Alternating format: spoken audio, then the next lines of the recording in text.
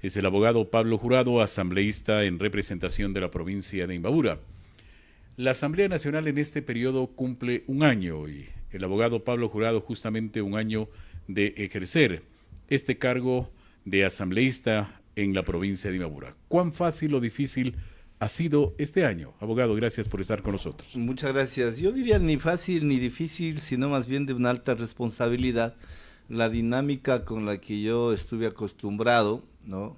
Desde ser funcionario de la municipalidad, luego servidor municipal, servidor desde la prefectura, es totalmente diferente cuando usted ingresa.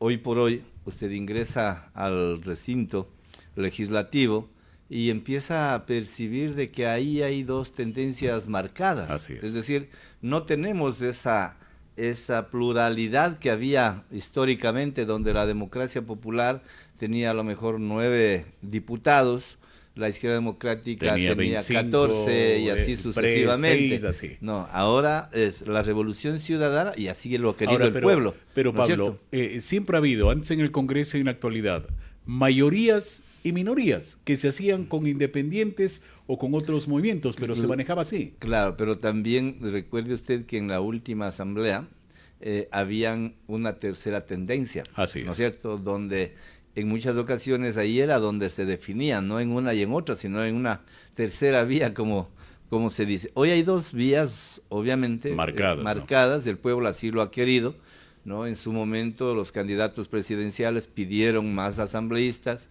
La Revolución Ciudadana, si no me equivoco, tenía 67 y ADN tenía 66, lo que indujo a que obviamente se busque el respaldo de otras tiendas políticas. De Pachacutic, si no me equivoco, se fueron 5, ¿no? Hoy se salieron también de la Revolución Ciudadana 5. En mi caso, yo soy el único de Construye. Hay un independiente de la provincia del Carchi, un independiente de la provincia de Sucumbíos, que en muchas ocasiones generamos gobernabilidad y le apoyamos al gobierno nacional, pero en ocasiones igualmente también a sus asesores, a su entorno, se les hace notar de que hay equivocaciones y que por ahí no es el camino, y eso ha provocado que los proyectos vuelvan a las comisiones para ser construidos de mejor manera. A ver, estimado Pablo, le preguntaba si ha sido difícil o fácil, porque lo que usted acaba de señalar, el pueblo designó 2 partidos que hoy están pues posesionados en el Congreso y en la Asamblea y a nivel nacional. Allí es cuando se dificulta el trabajo de ustedes como independientes o de partidos pequeños en el caso de su representatividad. Usted ha tomado la decisión de apoyar mayormente al gobierno, pero cuando esa lectura está a favor de un movimiento, de un partido, y la otra mitad está a favor de otro sector, ¿cómo actuar allí? Bueno, nosotros no siempre le hemos visto de que sea la bancada de oficialismo la que tenga la razón. Ha habido ocasiones en que el RC también ha pedido que se le ayude, que se le dé soportes, se han hecho análisis correspondientes y mire que han existido votaciones por unanimidad. Así es. ¿No es cierto? Pero hay otras que desgraciadamente, todo es cálculo político. Usted escuchó al doctor Alejandro Vanegas, que es un muy buen asambleísta de la provincia del Guayas, donde él felicitaba públicamente el contenido y la intención de la ley de educación financiera. Así es. Pero al terminar su discurso, su intervención, decía, pero yo estoy obligado porque me obliga a mi bancada a votar por el no. Entonces ahí usted no entiende. Si usted dice que un proyecto de ley es bueno, lo lógico sería desprenderse, lógicamente, ¿no es cierto? Y decir, miren, yo voy a apoyar, pero pobre de aquel que apoye saliéndose de la línea política. Yo ventajosamente no tengo esa realidad. Con las autoridades de la organización política hemos dialogado y hemos coincidido que en todo lo que vaya en favor del país hay que apoyar. Ahora, la pero gobernabilidad. ahí hay un tema, cuando hay temas polémicos y se necesita de votos, se vuelve un poco complejo cuando su votación o la votación de otro asambleísta que son minoritarios le ponen en la balanza, ¿qué conviene o no conviene? ¿O es una actuación política? Bueno, obviamente que somos sujetos políticos, hay que trabajar políticamente, no podemos decir, pero también con responsabilidad. Lo que yo siempre he buscado es diferenciar entre lo que es la actitud política con la actitud populista. No creo que estamos en este momento para generar leyes que a lo mejor logren más votos, a lo mejor logren más sonrisas. Creo que este es el momento donde uno tiene que trabajar con mucha responsabilidad. Pero, estimado Pablo, ha habido leyes que han sido denunciadas de inconstitucionalidad y la Corte también ha actuado en ese sentido y no han sido las mejores. Sí, los entendidos acusan a la Corte Constitucional, que desgraciadamente está políticamente contaminada. Son obviamente seres humanos, pero entiendo que su corazón late por alguna tendencia y han sido observados no por nosotros los asambleístas exclusivamente, sino por quienes están dentro del constitucionalismo. Obviamente han lanzado serias acusaciones. ¿Pero considera que es error de la Corte Constitucional rechazar lo que ustedes han creado y han apoyado? Yo diría que los dos lados, en muchas ocasiones o en ciertas ocasiones, podemos cometer errores, ¿no?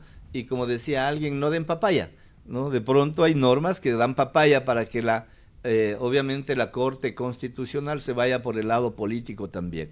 Mi querido Leonardo y a quienes nos están escuchando, el país no está viviendo momentos de normalidad en términos de seguridad. Usted, como parte de las Fuerzas Armadas, usted como parte de la Policía Nacional, usted quiere leyes que a usted le protejan para poder actuar, para que no suceda lo que ha sucedido históricamente, que el policía era el que iba a la cárcel y el delincuente a pasearse. Hoy no. Yo creo que el delincuente tiene que estar donde debe estar. En una entrevista anterior me hacían una pregunta que entiendo usted me va a hacer, me voy a adelantar. Me decían, ¿y el tema de Progen? El tema de Progen, para mí, esos señores, sean 10, 15 o 20, tienen que ir a la cárcel. Está en manos de la justicia ordinaria. Sea quien sea, tiene que ir a la cárcel y así tiene que actuar el presidente de la República, porque esos delincuentes, no hay otra palabra, porque esos delincuentes que pagaron, que sacaron recursos económicos de todos los ecuatorianos y pagaron más de 100 millones de dólares por unos equipos viejos, por unos equipos que ni siquiera generaron 1 kilovatio de energía, sin embargo, la plata ya salió del país. Esa gente tiene que ir a la cárcel, tiene que ir a la cárcel. Así es. Antes de hablar de los proyectos suyos y la actuación de este año, en este tema de fiscalización se ha reclamado mucho que la competencia que tiene la Asamblea Nacional y usted y los asambleístas no se ha cumplido mayormente en el tema de fiscalización. Estuvimos acostumbrados, estimado Leonardo y estimados oyentes, estuvimos acostumbrados al show y estuvimos acostumbrados al circo. Para la gente, la fiscalización sigue pensando en la mente de que es llevarle a un ministro, llevarle a un funcionario a que se pare ahí en el atril, en la Asamblea Nacional, ¿no es cierto?, que vaya y que los asambleístas de este lado den unos discursos hermosos, del otro lado den otros discursos hermosos, y se consumen días, se consumen semanas en ese ir y venir de acusaciones, de dimes y diretes, y sí, es parte del show, obviamente que es parte del show, porque lo que yo quiero, mi querido Leonardo, es hacer uso de la palabra o pedir la palabra para consumir mis 10 minutos demostrando que yo soy la persona ideal para estar ahí donde estoy. La fiscalización no necesariamente es juicio político. Si a mí me preguntan como ciudadano, ¿qué prefiere usted, un juicio político o un juicio en la justicia ordinaria?, tenga la seguridad que yo le voy a decir que ese señor vaya a la justicia ordinaria, porque el juicio político es una censura política. Así es. Pero usted no necesita, el delincuente no necesita censura política primero, el delincuente necesita estar en la cárcel, porque si ha cometido peculado, si es que hizo mal uso de los recursos de los ecuatorianos, imagínense que el juicio político es a usted, ministro, vaya a ser como ministro y usted 2 años pierde los derechos. Una maravilla. Pero otra cosa es que ese señor vaya, ¿no es cierto?, vaya 10, 15 años a la cárcel para que eso sea un referente también para que futuros servidores públicos no cometan ese mismo tipo de irregularidades. ¿Está ejerciéndose una fiscalización responsable, considera? Yo diría que la fiscalización tiene diferentes modelos, entre comillas, ¿no? Nosotros, cuando digo nosotros, yo creo que todos los asambleístas, incluidos los de la Revolución Ciudadana, hacemos uso de la facultad que nos da la Constitución, de la facultad que nos da la Ley Orgánica de la Función Legislativa, en el sentido de que al ministro Leonardo Yepes yo tengo la facultad de decirle, señor ministro, pero sin hacer el escándalo, ¿no es cierto? Señor ministro, quiero esta información, y usted está obligado a darme esa información, y si es que yo considero que esa información amerita igualmente ir por la línea de la denuncia, yo tengo que denunciar, insisto, no necesariamente para que vaya solamente al tema político, sino vaya a la justicia ordinaria. Estimado Pablo, en este año también ha habido circo al interior de la Asamblea Nacional. Broncas, peleas, gritos, sanciones, suspensiones. Y esto también ha sido un detonante para que la gente pues siga dudando de la buena labor de la Asamblea Nacional. Insisto, desgraciadamente se da papaya, ¿no? Y la gente no dice, no individualiza las cosas. Así es. La gente generaliza, ¿no es cierto? Íbamos súper bien. Estábamos con el 45% de aprobación de la gente, ¿no? Porque la gente entiende que las leyes que nosotros estamos impulsando son leyes para darle mayor fuerza jurídica al Estado como tal para que pueda enfrentar al crimen organizado. Pero por ahí salió, ¿no? El primer escándalo fue el asambleísta fulano de tal está acusado de violar a una niña. Acaban de darle 29 años de cárcel, ¿no es cierto? Imagínense lo que sería, ¿saben qué? Solamente censúrenle políticamente al señor. No, el señor tiene que ir a la justicia ordinaria, se han dado obviamente la sentencia. Y así sucesivamente. Entonces la gente dice, vea, asambleísta y violador. Entonces todos, ¿no? Sufrimos del efecto, obviamente, porque la gente no habla del señor Díaz, si no me equivoco, habla de la institucionalidad. Ayer el presidente de la Asamblea recomendó nuevamente el tema de que hay que desprenderse de eso. Sí, es difícil entender los términos que se utilizan al interior, los griteríos que se utilizan al interior, en muchas de las ocasiones o en ciertas ocasiones son falta de respeto y han tenido los asambleístas que ser sancionados, no porque la ley le diga que usted no es responsable de lo que diga en el ejercicio de sus funciones. Usted puede acusar de narcotraficante a cualquiera, de ladrón a cualquiera, de todo a cualquiera, no, o sea, usted tiene que igualmente enmarcarse en el respeto. Además, el asambleísta es un referente siendo autoridad para jóvenes, para niños.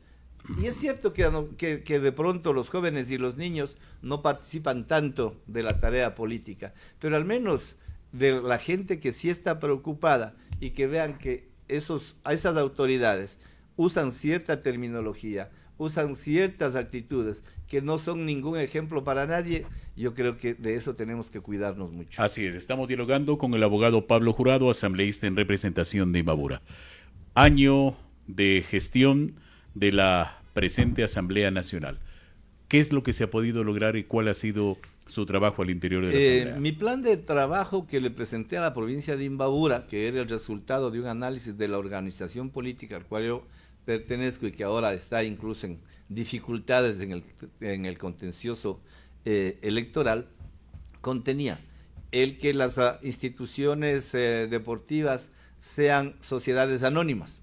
Esa propuesta se fue obviamente y fue analizada en la Comisión de Educación, en la Comisión de Deportes, y obviamente ahora, hoy por hoy, su organización deportiva puede ser una sociedad anónima. ¿Para qué? Para poder captar recursos económicos. Hoy mismo, hablando del fútbol profesional, los equipos están atravesando serios problemas económicos y obviamente esa ley lo que le permite a ustedes que pueda inyectar no como un club común y corriente, sino como una sociedad anónima que puedan ingresar recursos económicos obviamente bien habidos para que pueda reactivarse ese tipo de actividades. Es una de las propuestas que yo hice. También en la propuesta, usted recordará, se hablaba de que los menores de edad que cometan crímenes por sicariato o que estén involucrados en secuestros, igualmente no tengan que ser tratados como menores de edad simples e inocentes, tengan que ser tratados obviamente por el crimen que están cometiendo. Ese tipo de crímenes históricamente eran los adultos, no los menores de edad, pero el crimen organizado ha encontrado que reclutar a esos jóvenes para que cometan esos crímenes es el mejor negocio para ellos, porque la ley es muy bondadosa, obviamente, con los menores de edad, pero obviamente la ley no tiene que ser bondadosa con los menores de edad que acaben con su vida. Así es. ¿Qué pasó con el tema de la ley de reforma de la Contraloría? Está presentada, el Consejo de Administración Legislativa ya envió a la Comisión de Justicia, que está presidida por la asambleísta Rosa Torres. Hemos hecho gestiones igualmente, ¿no? Desde la parte de asesoría de la comisión se ha establecido que el segundo semestre de este año, es decir, de aquí en 2 meses, entraría ya a ser analizada para que pase a primer debate en la Asamblea Nacional. Margarita Terán, voy a leer varios mensajes que tengo en la red social. Margarita Terán dice, buenos días, saludos para el señor asambleísta. Yo soy una gestora cultural. Me preocupa el tema de la reforma a la ley de Cotá que usted también apoyó y usted conoce como exalcalde cuál es la realidad. Esta va a ser un perjuicio para estos sectores. Inentendible su actuación. A ver, cuando nosotros hicimos ese análisis, entendimos en doble vía. La una que obviamente va a ser interpretada como Margarita dice que no se puede hacer. No es que no se puede hacer, si es que usted arma un proyecto adecuadamente y le demuestra que ese no es un gasto corriente, sino un gasto de inversión, usted no tiene ningún inconveniente, ni la ley a usted le prohíbe. Lo que sí está prohibido es que para cumplir con esa tarea de pronto usted traiga 10 empleados, 20 empleados, 30 empleados, cuando tranquilamente a través de un proyecto pueda hacer con menos gente. Lo que busca esta ley, insisto, es de que no aparezca como gasto corriente, no se genere un mayor gasto corriente, sino sea un gasto de inversión. Y los recursos que van a la cultura, los recursos que van a la educación, los recursos que van a la niñez y la adolescencia, no son un gasto corriente, es un gasto de inversión. Invertir en los seres humanos, invertir en cultura, yo creo que es una de las grandes responsabilidades que no solamente tienen los gestores culturales, sino debe tener el Estado como tal. ¿Por qué cree que han saltado ciertos alcaldes a nivel nacional, Pablo? La palabra ciertos, eso es bueno. Ciertos alcaldes, no todos los alcaldes, ¿no es cierto? Insisto, yo creo que es la experticia de cómo administrar. Primero, ¿qué dice la Constitución? La Constitución no ha sido reformada, ni está en nuestra facultad reformar. La Constitución tiene un montón de garantías y usted como alcalde tiene que saber justificar, ¿no? Así como cuando usted presenta o elabora un proyecto de ley donde usted dice considerando. Entonces, en los considerando usted tiene que establecer qué dice la Constitución en este artículo, en otro artículo, en este otro artículo. ¿Qué dice la Ley Suprema igualmente en este? Mañana cuando venga la Contraloría y le diga, ¿sabe qué? Usted ha violentado las reformas al COTAD. Discúlpeme, yo tengo una ley madre que es Constitución de la República, yo tengo un código superior que por lo tanto usted no me puede observar. Yo creo que eso es lo fundamental, tener la experticia para poder justificar adecuadamente. Decían, y ahora ya no vamos a poder trabajar por las niñas, por los niños. No. O por las personas con discapacidad, los adultos mayores. No es así. Ahí está en el mismo cotá del artículo, donde a usted le dice, señor alcalde, por si acaso le recuerdo que usted no me puede aprobar el presupuesto del siguiente año si no destina el 10% para sectores de atención prioritaria.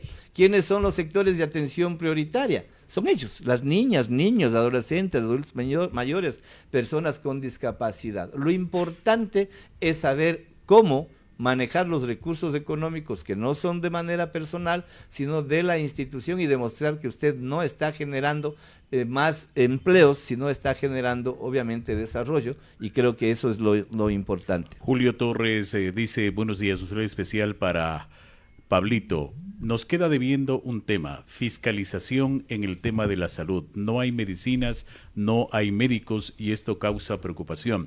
¿Por qué no se ha fiscalizado a los ministros y se ha exigido que se cumpla con lo que dictamina la Constitución? ¿Usted recuerda dentro de los ministros, que yo recuerde, creo que hubo uno? ¿No es cierto? 1 o 2. Ya, más tarde, y la señora vicepresidenta. Más tarde se le encargó a la señora vicepresidenta de la República. Hemos dialogado con la señora vicepresidenta de la República. Para quienes nos están escuchando, Desgraciadamente durante varios años, ¿no? La salud estuvo tomada por el crimen organizado.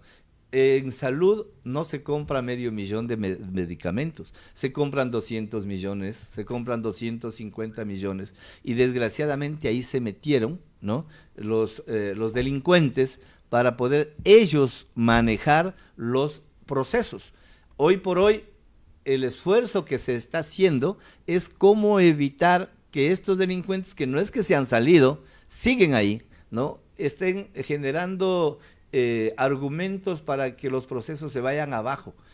Yo creo que no es un tema fácil para quien envió el mensaje, tampoco es imposible. Este es un proceso, ojalá Dios quiera, y la voluntad política también, de que se limpie, porque lo otro es simplemente, sí, podemos comprar medicamentos a la velocidad del rayo, sí, pero ¿quién se benefició? El delincuente, porque siguen ahí metidas las mafias en la compra-venta de insumos, en la compra-venta de medicamentos, y lo que quiere el gobierno es ir depurando, ir limpiando en ese tema y no seguir cayendo en manos de esta gente, insisto, que desgraciadamente en los últimos años fue la que controló prácticamente la compra-venta y los procesos en el sector de la salud. Carlito Ramírez dice, buenos días, un saludo especial. No necesitamos reformas urgentes a la ley de seguridad. Mire cómo está el IES. El gobierno no cumple con el pago del 40%. Los afiliados y jubilados se están muriendo en las puertas de los hospitales por la situación que atraviesa. Necesitamos reformas urgentes y que se cumpla con la ley.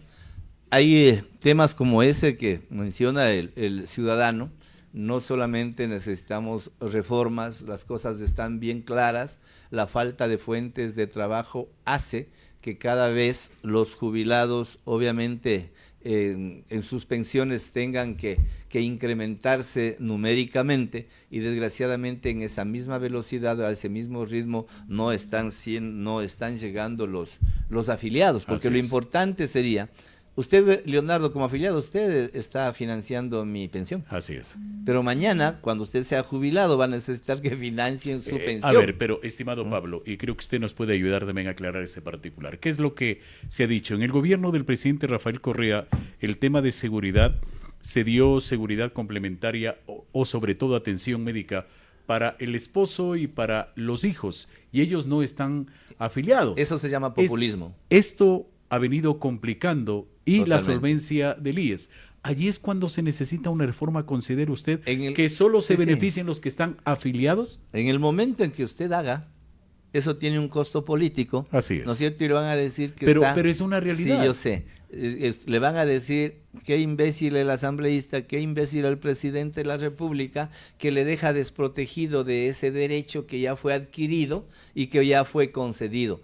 Ese tipo de decisiones no son decisiones responsables, ese tipo de decisiones son decisiones populistas. Por eso es que mucha gente sigue enamorada del expresidente Rafael Correa, porque dice, mire esas decisiones que él tomaba. Esas decisiones que él tomaba era decirle a las Fuerzas Armadas, aquí no hay superiores ni hay inferiores, todos somos iguales. No hay casino de oficiales ni casino de tropa, todos somos iguales.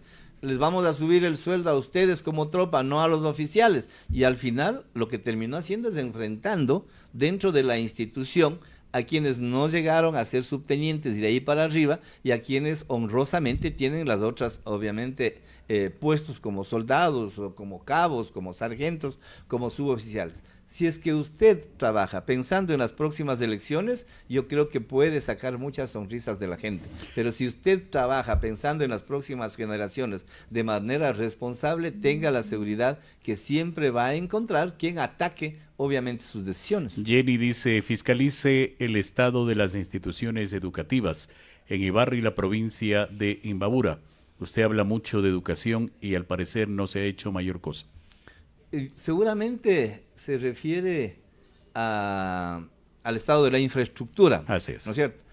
Hoy por hoy ya no es solamente responsabilidad del Ministerio de Salud ese tipo de intervenciones, también es responsabilidad de las municipalidades. ¿No? Dentro de las municipalidades está la responsabilidad de construir, de equipar y de mantener centros educativos. Y yo veo, por ejemplo, aquí en Ibarra, que muchas o varias de esas instituciones, y creo que últimamente se destinaron alrededor de algunos millones de dólares para apoyar a las instituciones. Este es un proceso que tiene mucha razón, porque cuando, imagínense, dijeron, desaparecen las escuelitas de tal barrio, y se generan ahora sí las unidades educativas, y les metieron a niñas y niños en una infraestructura que no estaba preparada para, si ya teníamos 200, ahora somos 500, ¿dónde estaban las baterías sanitarias para atender al resto de gente? ¿Dónde estaban las baterías sanitarias para que las niñas sean las que ocupen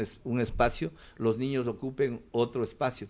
Ese tipo de realidades, y la preocupación de la señora es más que justa, ese tipo de realidades en algunas ciudades, en ciertas ciudades, en ciertos territorios sí está mejorando, y yo creo que ahí los alcaldes también tienen esa responsabilidad, sin que el Ministerio de Educación deje de pensar en asignar recursos económicos para infraestructura. Pedro Espinosa dice, buenos días, tenemos problemas con la adjudicación de tierras por la concesión minera, ¿por qué no se fiscaliza? Nosotros hemos pedido al Ministerio que se vaya actualizando el catastro minero. Históricamente, querido Pedro, y usted conoce más que nadie, históricamente este fue un manejo político y hasta un manejo de corrupción.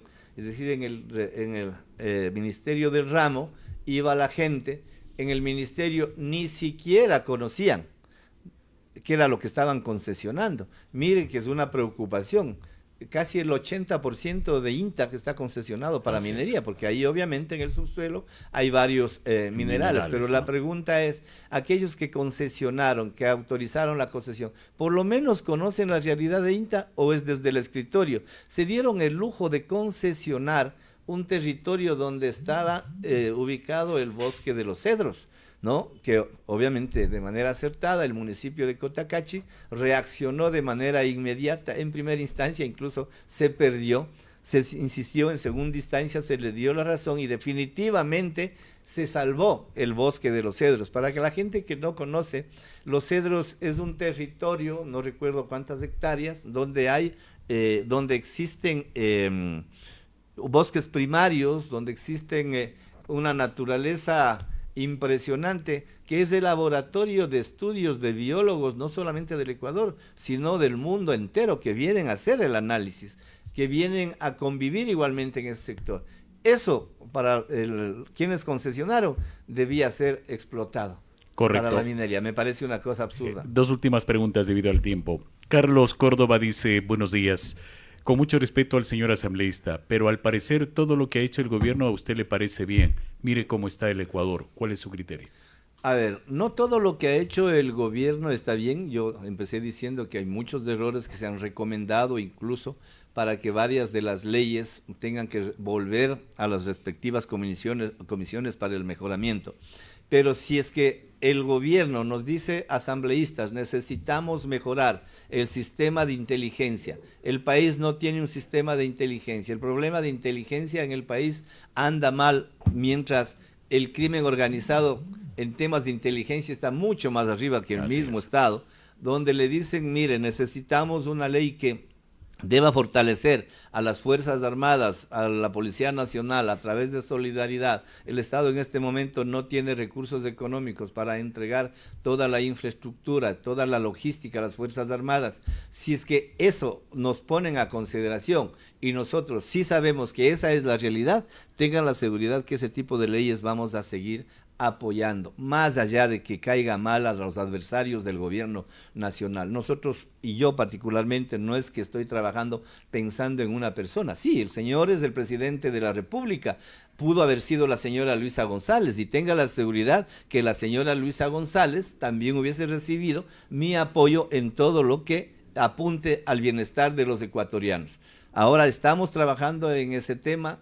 Yo fui claro, Leonardo, cuando en muchas ocasiones usted me entrevistó y yo ya sabía que era asambleísta en la segunda vuelta, ¿no? Le dije, y ustedes me preguntaban, ¿y qué va a hacer si usted solito Así ahí? es. ¿Qué va a hacer ahí? Yo le dije, si gana la señora Luisa González y hay proyectos y propuestas que vayan en favor del país, en favor de la seguridad, porque la gente lo que pide es eso, necesitamos seguridad y necesitamos empleo. Son dos variables importantes en las que tiene que trabajar el gobierno nacional. El gobierno nacional está trabajando en la primera, en lo que es seguridad. El gobierno nacional en algún momento dijo necesitamos trabajo por horas. La gente dijo no queremos trabajo por horas, preferimos igualmente que no trabajen o que si le dan trabajo que sea un trabajo que tenga las 8 horas. Desgraciadamente, insisto, son cosas que se vuelven eminentemente políticas. Si usted me pregunta y dice, ¿usted ya está de acuerdo con el trabajo por horas? Sí, porque yo hubiese querido también que mientras estudiaba en la Universidad Central haya una ley que me permita trabajar la mañana, porque yo entraba a las 4 de la tarde a la universidad hasta las 9 de la noche y hubiese sido bueno que haya. Sin embargo, más allá de que haya o no ley, nosotros, tuvimos que ir a rogar que nos hagan practicar en la radio, aunque sea que no nos paguen, ¿no es cierto?, para poder trabajar. Usted recuerda claramente porque usted creció junto a la radio y dentro de la radio. Entonces hay, mire, una ley, por ejemplo, la de doble modal. La ley de doble modal, ayer una de las chicas que se amparó en esta ley, en la Escuela Politécnica Nacional, ella dio un testimonio y dijo, yo le agradezco al gobierno nacional, les agradezco a ustedes asambleístas por haber aprobado esta ley, porque sin esta ley yo tenía problemas. En la universidad a mí me dan toda la teoría. Periodismo, nuestra profesión. En la universidad nos han dicho es así, así, así, así. Pero viene al micrófono y se orina del miedo. Entonces, ¿qué tiene que hacer? Qué bueno que sea el doble modal, ¿no es cierto? Le vamos al señor que está estudiando comunicación posibilitar que esté aquí a su lado también, que esté en la radio. Ah, pero es que no le pagan. Chuta, vea, ¿cómo le pago para que venga a aprender? Antes pagaban los padres para que vayan a aprender un oficio, ¿no es cierto? Y esas cosas, sí, políticamente dicen, no, pero es que no le afilian al seguro, es una forma camuflada de explotación laboral, es una forma...